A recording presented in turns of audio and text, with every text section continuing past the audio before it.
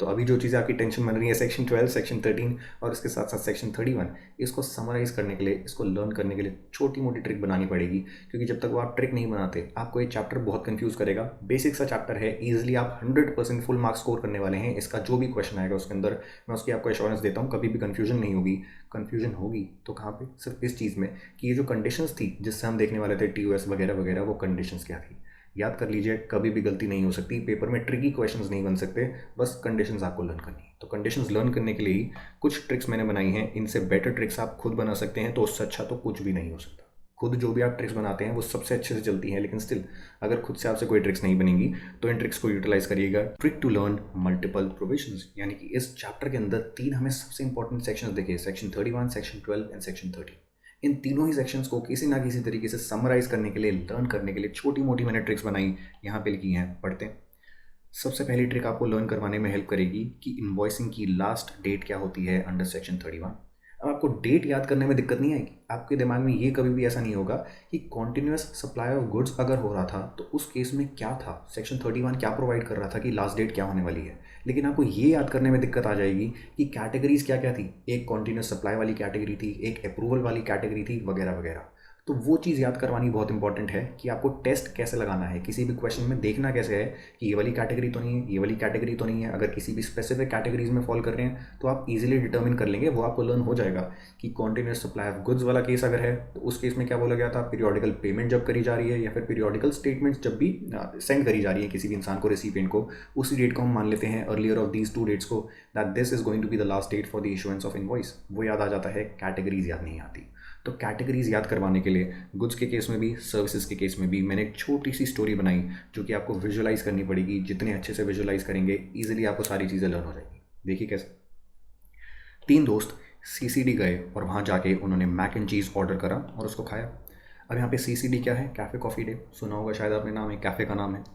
तो 3 दोस्त CCD में गए। विजुअलाइज करना है आपको, ये सिर्फ पढ़ना नहीं है, विजुअलाइज करिए। 3 दोस्त CCD जा रहे हैं, अपने आप को विजुअलाइज करिए अपने किसी भी 2 दोस्तों के साथ।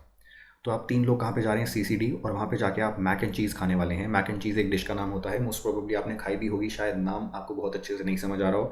मैक का मतलब होता है मैक्रोनी और उसके साथ साथ चीज़। तो ये मैक एंड चीज़ जो डिश है ये आपने खाई वहाँ पे जाके, इतना विजुअलाइज कर लिया, बस काफ़ी है। अब मैं आपको सेक्शन 31 में गुड्स के रिस्पेक्ट में भी चीज़ें लर्न करवा दूंगा, कौन सी कैटेगरीज हैं, सर्विसेज के रिस्पेक्ट में भी लर्न करवा दूंगा।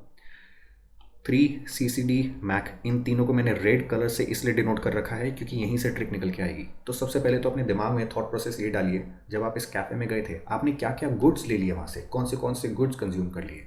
सिर्फ आपने मैक एंड चीज़, ये जो खाने की चीज़ ली थी, क्या सिर्फ वही गुड्स हैं? बिल्कुल। तो मैक जो आपने चीज़ खाई थी, मैक एंड चीज़, इसमें चीज़ को इग्नोर करिए, मैक को पकड़ के चलिए। ये जो तीनों लेटर्स हैं ये आपकी कैटेगरीज बता देगी कि गुड्स के रिस्पेक्ट में जो भी आपने गुड्स उस कैफ़े में कंज्यूम करे, गुड्स के रिस्पेक्ट में लास्ट डेट ऑफ इनवॉइसिंग क्या होती है और उसके लिए कौन सी कैटेगरीज देखी जाती हैं। फॉर एग्जांपल मैंने क्या लिखा है यहाँ पे, मैक, क्योंकि ये गुड है जो कि आपने उस कैफ़े में कंज्यूम करा, ये आपको बता देगा, हेल्प कर देगा इनवॉइसिंग फॉर गुड्स की लास्ट डेट निकालने में। M से क्या आ जाता है? मूवमेंट। A से क्या आ जाता है? अप्रूवल। C से क्या आ जाता है? कॉन्टिन्यूस। तो सबसे पहले आपको देखना है मूवमेंट वाले गुड्स तो नहीं है। अगर मूवमेंट वाले गुड्स हैं सेक्शन 31 बताता है, ऐसे आपको लास्ट डेट ऑफ इनवॉइसिंग निकालनी है। नेक्स्ट केस अप्रूवल वाले गुड्स। अप्रूवल वाले गुड्स के रिस्पेक्ट में अगेन वही चीज़ थी, 6 महीने या फिर एक्चुअली जब सप्लाई ऑफ गुड्स हो जाए उस डेट को हम क्या बोल लेते थे, ये लास्ट डेट है। लेकिन वो अगेन आपको वो निकालने में दिक्कत नहीं आएगी कि अप्रूवल वाले गुड्स के रिस्पेक्ट में कैसे निकाला जाता है लास्ट डेट ऑफ इनवॉइसिंग। आपको इस चीज़ में दिक्कत आ सकती है कि ये कैटेगरी ही हो सकता है आप चेक करनी भूल जाएं जब भी आपको कोई भी क्वेश्चन दिया गया था, या फिर मान लीजिए आपसे सीधा पूछ लिया गया था सेक्शन 31 में गुड्स के रिस्पेक्ट में लास्ट डेट ऑफ इनवॉइसिंग कैसे निकाली जाती है। ये सारी कैटेगरीज हो सकता है आपके दिमाग में क्लिक ना करे, क्योंकि आप कंफ्यूज करने लग जाएंगे इन कैटेगरीज को विद दोज कैटेगरीज जो कि सर्विसेज के रिस्पेक्ट में दी गई थी। दोनों डिफरेंट कैटेगरीज हैं, कन्फ्यूजन बिल्कुल आती है।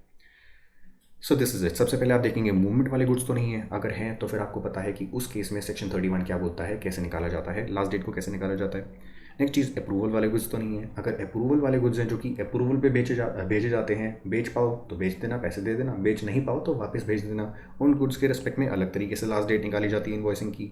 थर्ड कैटेगरी जो C से आ रही है, कॉन्टीन्यूअस सप्लाई। अगर ऐसे गुड्स हैं जो कि आप कॉन्टीन्यूअसली सप्लाई कर रहे हैं, जैसे कि हमने गैस की बात करी थी जो कि पाइपलाइन से दी जाती है, आपके घरों तक गैस आती है, चूल्हा जो चलाते हैं आप जिससे, तो वो जो गैस जिस भी तरीके से आती है, काफ़ी केसेस में घरों में आज के टाइम पे पाइपलाइन से आती है। तो वो गैस की बिलिंग कैसे होती है, कॉन्टिन्यूस बेसिस पे गैस वाली कंपनी आपको गैस देते रहती है, बिलिंग करते रहती है, मंथ के एंड में आपको स्टेटमेंट पहुंचा दी जाती है, आप पेमेंट कर देते हैं। तो कॉन्टिन्यूस सप्लाई वाले केसेस में कैसे निकाला जाता है कि लास्ट डेट कौन सी होने वाली है इन्वॉइसिंग की, उसका अलग तरीका था। ये 3 ही तरीके थे। इन तीनों ही तरीके में अगर आप नहीं फॉलो करते तो फाइनली आप रेजिडुअल केसेस में आते थे, जिन केसेस में क्या बोला जाता था, जिस भी डेट पे आपने गुड्स अपने अवेलेबल करवा दिए to the customer, to the recipient, उसी डेट को हम मान लेंगे कि ये लास्ट डेट है फॉर इन्वॉइसिंग। तो गुड्स के केस में मैक आपको याद करवा देगा कि 3 ये कैटेगरीज थी, और इनमें क्या लास्ट डेट होती है वो याद करने में कभी भी दिक्कत नहीं आएगी, प्रोवाइडेड एटलीस्ट 2-3 बार आपने पढ़ा हो सेक्शन 31 को। बात करते हैं सर्विसेज की। तो देखिए, ये जो छोटी सी स्टोरी थी, इसमें क्या क्या चीज़ें थी, 3 CCD और मैक। तो मैक तो हमने समझ लिया, यानी कि जो एक्चुअली हमने गुड्स कंज्यूम करे थे इस कैफ़े के अंदर जाके, उस गुड्स की स्टोरी ने हमें क्या बता दिया, जो भी गुड्स कंज्यूम करे थे, कि गुड्स के केसेस में इन्वॉइसिंग की लास्ट डेट कैसे निकाली जाती है। अब इसके अलावा बाकी जितनी चीज़ें रहेगी 3 और CCD, ये हमें सर्विसेज के रिस्पेक्ट में चीज़ें बताएगी, सर्विसेज के रिस्पेक्ट में हेल्प करेगी। क्योंकि सोच के देखिए, आप 3 दोस्त जब CCD एक कैफ़े में जाके बैठते हैं और अपनी सर्विसेज अवेल करते हैं उस कैफ़े की, कैसी सर्विसेज, वो आपको एक एम्बियंस दे रहे हैं, जिस एम्बियंस को इन्जॉय करते करते आप खाना खा रहे हैं, तो वो सिर्फ आपको कभी भी खाने के लिए चार्ज नहीं करेंगे। खाना वैसे आप कभी भी खरीदते किसी इंसान से, मान लीजिए रेडी पे किसी से मैक एंड चीज़ खरीदते हैं, वो आपसे 150 रुपये चार्ज करता, आपको मैक एंड चीज़ दे देता। यहीं पे आप CCD में जाके खाएंगे तो आपसे 150 रुपीज़ चार्ज नहीं करेगा, 400 रुपये लेगा। क्यों? क्योंकि वो आपको एक एम्बियंस प्रोवाइड कर रहा है, एक सर्विस प्रोवाइड कर रहा है कि आप बैठ के गुफ्तगू करते करते इन सब चीज़ों को कंज्यूम कर सकते हैं, and that service is chargeable. तो ये जो सर्विस आपको प्रोवाइड करी जा रही है, किनको, 3 दोस्तों को, किस चीज़ की, CCD के अंदर बैठ के खाने की, उस सर्विस के रिस्पेक्ट में भी जब इन्वॉइसिंग करी जाएगी तो लास्ट डेट ऑफ इन्वॉइसिंग क्या निकल के आएगी। देखिए, 3 CCD, ये हमारी ट्रिक बन गई इन्वॉइसिंग फॉर सर्विस की लास्ट डेट पहचानने के लिए। तो 3 आपको क्या बताता है, 30 या 45 डेज़ की लिमिट, जो कि आज वाली क्लास में हमने पढ़ी सेक्शन 31 के अंदर, कि नॉर्मल केसेस में 30 days from the date of providing the service, from the date of supplying the service, उस डेट से 30 डेज़ के अंदर अंदर आप क्या कर सकते हैं, इनवॉइस जनरेट कर सकते हैं। कुछ केसेस में एक्सटेंड कर दी गई थी ये पर्टिकुलर लिमिट 45 डेज़ तक, किन के केस में, banking companies, insurance companies and financial institutions. Next category क्या थी, आपने कॉन्टिन्यूस सर्विस प्रोवाइड करी है तो फिर आप इस तरीके से करेंगे इनवॉइसिंग, लास्ट डेट ये होने वाली है, तो अगले C से क्या निकल के आया, कॉन्टिन्यूस सर्विस। अगले C से क्या निकल के आ रहा है, सेसेशन ऑफ सर्विस, यानी कि सर्विस प्रोवाइड करते करते बीच में आपको रोकनी पड़ी, तो जिस भी डेट पर रोकनी पड़ती है that is going to be the last date for raising the invoice with respect to that service. And lastly क्या था, डिस्टिंक्ट पर्सन्स, जिसकी सेक्शन 25 में हम आगे जाके बात करेंगे रजिस्ट्रेशन वाले चैप्टर में। तो डिस्टिंक्ट पर्सन्स वाले केस में हम कैसे निकालते हैं last date of issuing the invoice, वो भी एक अलग कैटेगरी थी। तो ये 4 ही कैटेगरीज हमें मिलती हैं 3 CCD, कहाँ पे, सेक्शन 31 में, और किसके रिस्पेक्ट में, सर्विसेज के रिस्पेक्ट में। तो ये छोटी सी स्टोरी आप अपने दिमाग में अगर डाल देंगे मल्टीपल टाइम्स रीड करके, मैं आपको कभी भी नहीं कहता कि आपको मैंने जो अभी स्टोरी बता दी एकदम से आपको सब कुछ लर्न हो गया होगा। स्टोरीज़ को लर्न करने के लिए भी, ट्रिक्स को लर्न करने के लिए भी थोड़ा एफर्ट डालना पड़ता है, बट कोई भी स्टोरी को अच्छा बुरा वैसे आपको मानना चाहिए, ऐसे जज करना चाहिए कि नॉर्मल तरीके से लर्न करने में मुझे ज़्यादा आसान लग रहा था या फिर स्टोरी से लर्न करने में ज़्यादा आसान लग रहा था। वैसे लग रहा है तो उससे बढ़िया तो कुछ नहीं हो सकता, स्टोरी लर्न नहीं करनी पड़ेगी। और अगर इससे आपको थोड़ी असिस्टेंस मिल रही है तो स्टोरी से आप लर्न कर सकते हैं, चीज़ें आपके लिए थोड़ी सिंपल हो सकती हैं पेपर तक याद रखने में। So this is the first story जिससे मैंने आपको क्या समझाने की कोशिश करी, क्या चीज़ आपके लिए थोड़ी सिंपल बनाने की कोशिश करी कि गुड्स के केस में लास्ट डेट कैसे निकाली जाती है, सर्विसेज के केस में last date for issuing the invoice कैसे निकाली जाती है। आगे बढ़ते हैं टुवर्ड्स द नेक्स्ट ट्रिक। ये किसके रिस्पेक्ट में है, trick to learn where the actual supply of goods और सर्विसेज इज रिलेवेंट। यहाँ पे एक्चुअल सप्लाई की बात हो रही है, not recording in the books of accounts. यानी कि कोई भी सप्लाई, चाहे आप गुड्स की बात करें चाहे सर्विसेज की बात करें, हमने सेक्शन 12-13 में मल्टीपल ओकेजन में किस किस की बात करी। कभी हम बात कर रहे थे एक्चुअली गुड सप्लाई करेगा या फिर नहीं करेगा, कभी बात कर रहे थे सर्विसेज एक्चुअली सप्लाई करी गई कभी या फिर नहीं करी गई, और कभी कभी हम किस चीज़ की बात कर रहे थे, एक्चुअल सप्लाई की बात नहीं कर रहे थे, इस चीज़ की बात कर रहे थे कि बुक्स में रिकॉर्ड कर दिया क्या आपने रिसीट ऑफ सर्विसेज को या फिर रिसीट ऑफ गुड्स को, उसकी भी बात हो रही थी। तो ये जो मैं आपको ट्रिक बता रहा हूँ वो किसके रिस्पेक्ट में बता रहा हूँ, बुक्स की रिकॉर्डिंग की नहीं, बुक्स की रिकॉर्डिंग की नहीं, एक्चुअल सप्लाई की ट्रिक बता रहा हूँ जो आपको आइडेंटिफाई करने में हेल्प करेगी कि कौन से केसेस में एक्चुअल सप्लाई ऑफ गुड्स या फिर actual supply of services relevant थी या फिर नहीं थी। पहले ट्रिक समझिए, आपको समझ आएगा मैं समझाना क्या चाह रहा हूँ। तो देखिए, यहाँ पे मैंने लिखे पर्टिकुलर्स, यहाँ पे लिखा फॉरवर्ड चार्ज, यहाँ पे लिखा रिवर्स चार्ज। तो एक्चुअल सप्लाई ऑफ गुड्स जब भी करे जाते हैं उस केस में फॉरवर्ड चार्ज में actual supply is not relevant, लेकिन रिवर्स चार्ज में it is going to be relevant. लेकिन अगर यही एनालिसिस आप सर्विसेज पे दौड़ाएंगे तो एक्चुअल सप्लाई ऑफ सर्विसेज यहाँ पे बिल्कुल ही उल्टा है। ऊपर फॉरवर्ड चार्ज में रेलेवेंट नहीं था, यहाँ पे फॉरवर्ड चार्ज में रेलेवेंट है क्या चीज़, एक्चुअल सप्लाई ऑफ सर्विस। ऐसे ही ऊपर रिवर्स चार्ज में रेलेवेंट था क्या, एक्चुअल सप्लाई ऑफ गुड्स, लेकिन अगर आप सर्विस की बात करेंगे तो रिवर्स चार्ज में actual supply of service is not relevant. Notice that in the case of goods, it is relevant in reverse charge but not in forward charge, and it is the exact opposite for services. ये छोटा सा analysis मैंने आपको run करवाया, समझाता हूँ इससे फ़ायदा क्या होने वाला है। तो पहले इस चीज़ को नोट कर लीजिए और उसके साथ साथ इस चीज़ को भी नोट कर लीजिए। ये तो ऑफकोर्स आपको समझ आ गई होगी इससे क्या फ़ायदा होने वाला है, कैसे आप लर्न कर सकते हैं। दूसरी ट्रिक जो मैंने आपको बताई उससे फ़ायदा बताता हूँ, कितना बड़ा आपको फ़ायदा हो सकता है चीज़ें एनालाइज करके लर्न करने में। तो पॉज करके इसको नोट कर लीजिएगा, इसको भी पॉज करके नोट कर लीजिएगा, यहाँ से लेके यहाँ तक दिखाता हूँ बोलना क्या चाह रहा था। तो पहले देखिए, एक्चुअल सप्लाई आपने जो भी करा गुड्स का या फिर सर्विसेज का, मैंने एनालिसिस आपको रन क्या करवाया। एक्चुअल सप्लाई ऑफ गुड्स की अगर आप बात करें, this thing is going to be checked in reverse charge but not in forward charge. लेकिन अगर आप एक्चुअल सप्लाई ऑफ सर्विस की बात करेंगे, इसमें उल्टा है, this is checked and this is relevant in case of forward charge but not in case of reverse charge. मतलब एक्चुअल सप्लाई की जब भी आप बात करेंगे, या तो वो फॉरवर्ड चार्ज में रेलेवेंट होगा या फिर रिवर्स चार्ज में रेलेवेंट होगा। दोनों के अंदर कभी भी रेलेवेंट नहीं होने वाला किसी भी एक के केस में।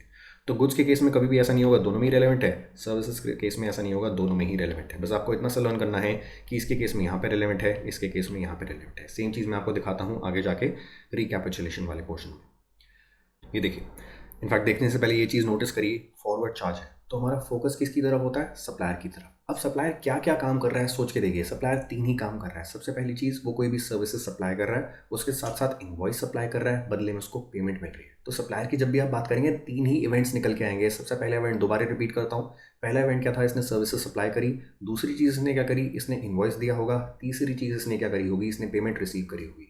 तो मुझे तीनों चीज़ें चेक करनी है। अब सोच के देखिए, तीनों चीज़ें जब मैं चेक कर रहा हूँ, इसमें एक चीज़ क्या निकल के आ रही है, एक्चुअल सप्लाई ऑफ सर्विसेज। क्या वो रेलेवेंट होगी फॉरवर्ड चार्ज के अंदर? बिल्कुल रेलेवेंट होगी। तो मुझे ये भी नोटिस करनी है, इसका भी कहीं ना कहीं यूज़ आ जाएगा सेक्शन 13 सब सेक्शन 2 के अंदर। अब मैं आपको दिखाता हूँ। देखिए, सबसे पहले मैंने बोला तुम ये बताओ इनवॉइस टाइम पे इशू करा गया या फिर टाइम के बाद इशू करा गया। अगर टाइम पे इशू करा गया तो फिर मैं देखूंगा इनवॉइस की डेट, यानी कि सप्लायर ने जो इनवॉइस इशू करा वो डेट बताओ। दूसरी डेट क्या है, इसने पेमेंट जो रिसीव करी है वो डेट बताओ। तो 3 एक्टिविटीज़ बताई थी मैंने आपको सप्लायर ने करी है। पहली चीज़, इसने सर्विसेज दी। दूसरी चीज़, इसने इनवॉइस दिया। तीसरी चीज़, इसने पेमेंट ली। तो लास्ट की जो 2 चीज़ें थी, इनवॉइस देना, पेमेंट लेना, वो तो दोनों ही यहाँ पे कवर हो गई। अब सप्लाई ऑफ सर्विस जो इसने करी थी वो कहाँ पे कवर होगी, यहाँ पे कवर होगी। यानी कि इनवॉइस जब टाइम पे इशू नहीं करा जाता, उस केस में इनवॉइस की डेट को हम इग्नोर करते हैं और कहते हैं एक्चुअली सर्विसेज तुमने कब सप्लाई करी उस डेट को लिखो, पेमेंट की डेट को लिखो, कंपेयर कर लो, earlier of these 2 dates is going to be the time of supply. तो इन दोनों को साथ में मिला के पढ़ें तो सप्लायर ने जो भी काम करे थे, सर्विसेज को देना, इनवॉइस को देना, पेमेंट को लेना, क्या तीनों काम कवर हो गए? बिल्कुल हो गए। और क्योंकि ये चीज़ कवर हो गई है यहाँ पे फॉरवर्ड चार्ज के अंदर, इसीलिए मैं क्या बोल रहा हूँ, फॉरवर्ड चार्ज में जब आप सर्विसेज की बात करेंगे उसमें एक्चुअल सप्लाई रेलेवेंट हो जाता है। वही चीज़ मैंने आपको यहाँ पे दिखाई, तो ये वाला पार्ट मैंने आपको दिखा दिया। अब ये भी दिखा देता हूँ कि यहाँ पे फॉरवर्ड चार्ज की जब आप बात करें गुड्स के रिस्पेक्ट में, तो actual supply is not relevant. Check करिए, तो फॉरवर्ड चार्ज में ही जब हम गुड्स की बात करते हैं, यानी कि सेक्शन 12 सब सेक्शन 2 की बात करते हैं, यहाँ पे देखते हैं कौन सी डेट रेलेवेंट है। सबसे पहले तो इनवॉइस से रिलेटेड कुछ ना कुछ डेट्स की वो बात करते हैं, फिर वो पेमेंट की बात करते हैं। अगेन यहाँ पे सप्लायर क्या काम कर रहा है, गुड्स सप्लाई कर रहा है, इनवॉइस दे रहा है, पेमेंट रिसीव कर रहा है। 3 एक्टिविटीज़ करी है, लेकिन in any of these activities जो भी यहाँ पे चेक करी जा रही है, जिनकी अर्लीस्ट डेट पकड़ी जा रही है STOS, क्या कहीं पर भी आपको लिखा मिल रहा है एक्चुअली आपने भाई साहब गुड्स कब दिए, ये बताओ, उसको भी हम कंसिडर करेंगे? नहीं, ऐसा कहीं भी चेक नहीं करा जा रहा। पूरे इस मैटर को रीड कर लीजिए, आपको कहीं पे भी नहीं मिलेगा। Which is why what I am concluding is forward charge में सिर्फ यहाँ पे यानी कि सर्विसेज के रिस्पेक्ट में चेक करा जाता है कि एक्चुअल सप्लाई ऑफ सर्विस हुई या फिर नहीं हुई।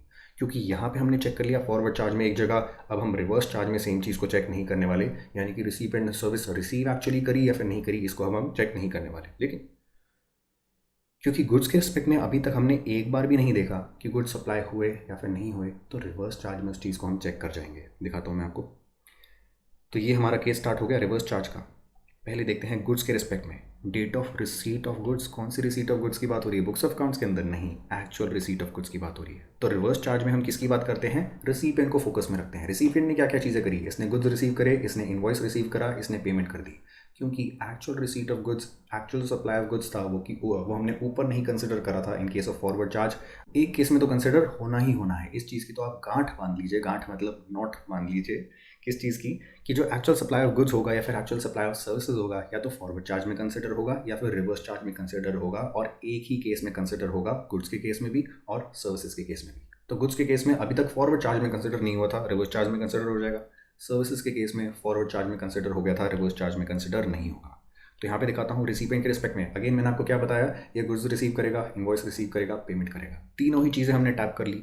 गुड्स आपने कब रिसीव करी, पेमेंट आपने कब करी, और इनवॉइस जो भी आपको इशू करा गया था उसे 31st डेट क्या निकल के आती है। तीनों डेट्स को पकड़ लिया और तीनों में से जो भी अर्लीस्ट डेट है उसको हमने क्या बोला, ये आपके लिए बन जाएगी टाइम ऑफ सप्लाई। और अगर आप सर्विसेज की बात करें तो इसमें क्या होगा, भाई साहब ऊपर ही हम देख चुके थे एक्चुअल सप्लाई ऑफ सर्विस कब हुई, नहीं हुई। तो इस केस में रिवर्स चार्ज में उसको हम नहीं करने वाले कंसिडर। तो अगेन क्या बात करते हैं, रिसीपिएंट की बात करते हैं। इसने क्या क्या चीज़ें करी, सर्विसेज रिसीव करी, इनवॉइस रिसीव करा, पेमेंट करी। लेकिन जो सर्विसेज रिसीव करी उसको हम अब नहीं कंसिडर करने वाले, फॉरवर्ड चार्ज में कंसिडर कर लिया था। तो यहाँ पे से दो चीज़ों को कंसिडर करेंगे। पहली चीज़ पेमेंट से लिंक्ड है, दूसरी इनवॉइस से लिंक्ड है। तो पेमेंट कब आपने रिसीव करी, दूसरी चीज़ इनवॉइस जब भी इशू करा गया था 61st डे कब निकल के आ रहा है उसको कंसिडर कर लिया गया। दोनों में से जो भी अर्लीस्ट डेट होगी उसको हम क्या बोलने वाले हैं, उसको हम बोलने वाले हैं आपके केस में time of supply. So basically इससे आपको हेल्प क्या मिलेगी, हेल्प आपको यही मिलेगी जब भी आप फॉरवर्ड चार्ज में कंसिडर करने की कोशिश कर रहे होंगे कि फॉरवर्ड चार्ज में in case of services and in case of goods कौन सी डेट्स की अर्लीस्ट डेट मुझे पकड़नी है। तो आप हमेशा ही देखिए फॉरवर्ड चार्ज में फोकस हमारा किसकी तरफ होता है, सप्लायर की तरफ। और जो सप्लायर की तरफ हमारा फोकस है, सप्लायर ने क्या क्या एक्टिविटीज़ करी हैं अपने दिमाग में डालिए। या तो गुड्स या सर्विसेज दी होंगी, उसके साथ साथ इनवॉइस दिया होगा, बदले में पेमेंट मिल रही होगी। इन तीनों में से ही अगर एक्चुअल सप्लाई ऑफ गुड्स या फिर एक्चुअल सप्लाई ऑफ सर्विसेज को कंसिडर करा जाता है अंडर फॉरवर्ड चार्ज, तो आप तीनों की तीनों लिख देंगे और आपके दिमाग में स्ट्राइक कर जाएगा कि तीन चीज़ें यूज़ हो रही होंगी।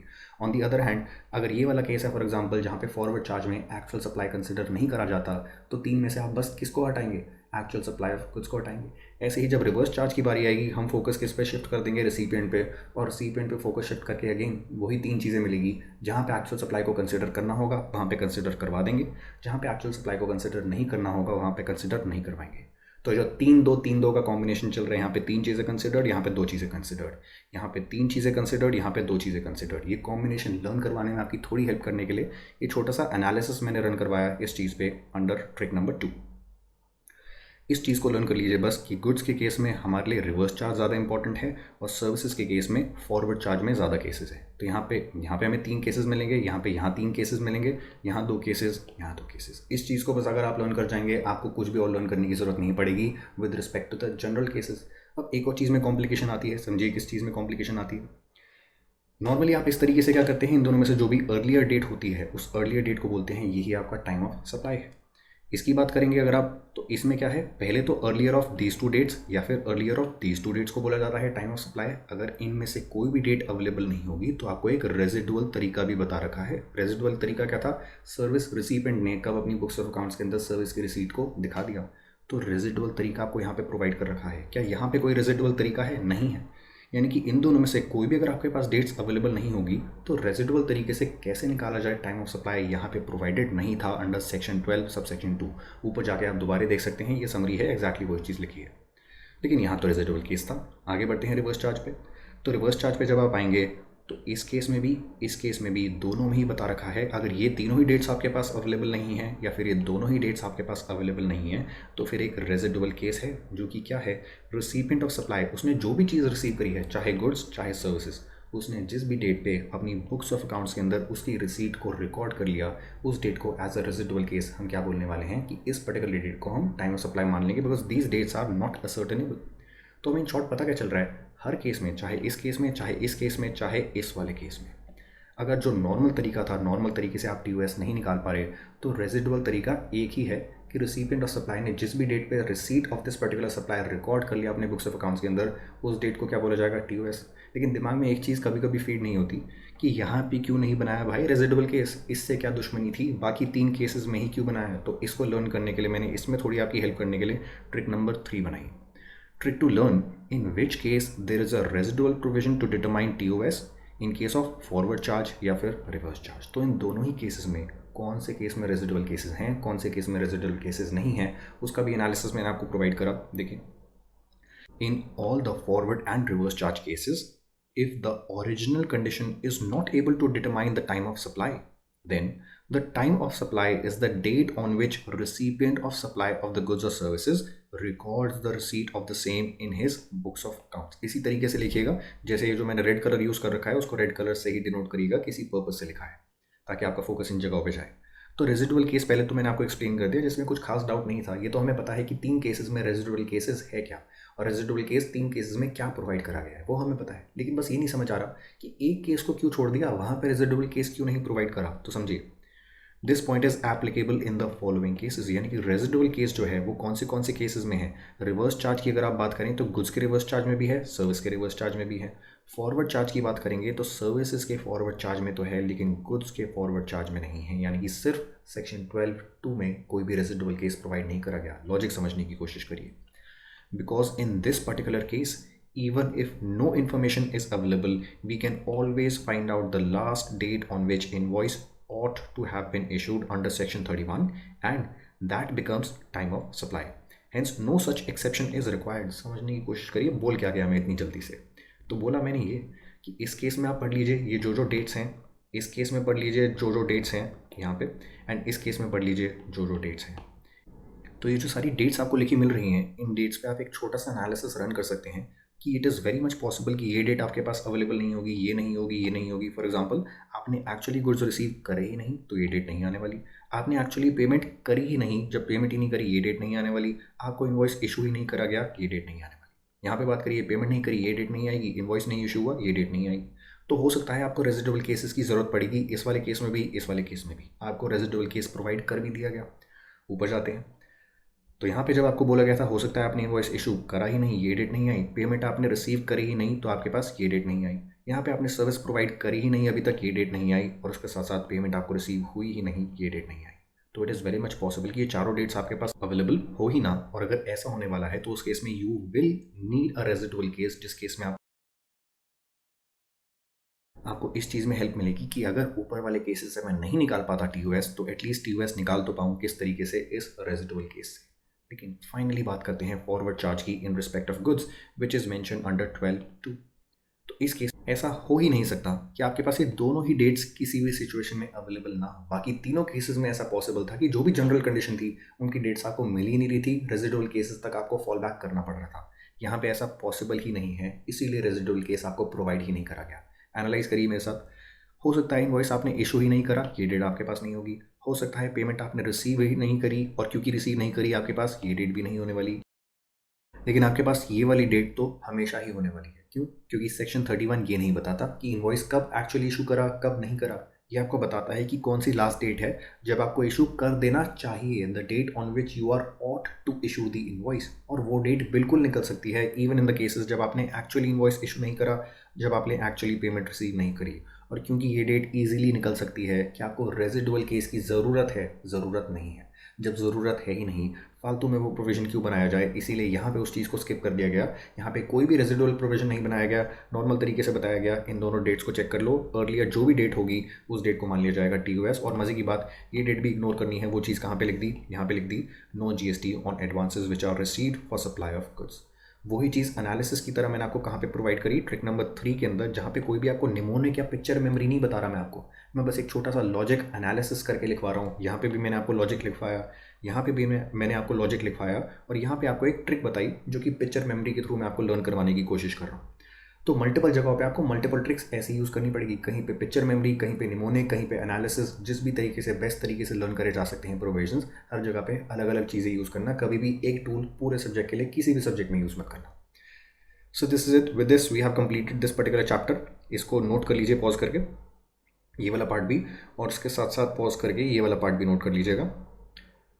With this we have completed this particular chapter. जो आपको ट्रिक्स बताई गई हैं, लॉजिक्स बताए गए हैं, सबको यूज़ करके चैप्टर को अच्छे से लर्न कर लीजिएगा। 4 से 5 मार्क्स का आएगा ईजिली, हलवा मार्क्स फेच करेंगे आप पेपर के अंदर। और ऐसे ही धीरे धीरे करके एग्जामिनेशन तक पहुँचेंगे, ऐसे ही धीरे धीरे कर रैंक तक पहुँचेंगे। कुछ भी स्किप मत करिएगा। So this is it, I guess आज की क्लास यहाँ पे हम खत्म कर सकते हैं।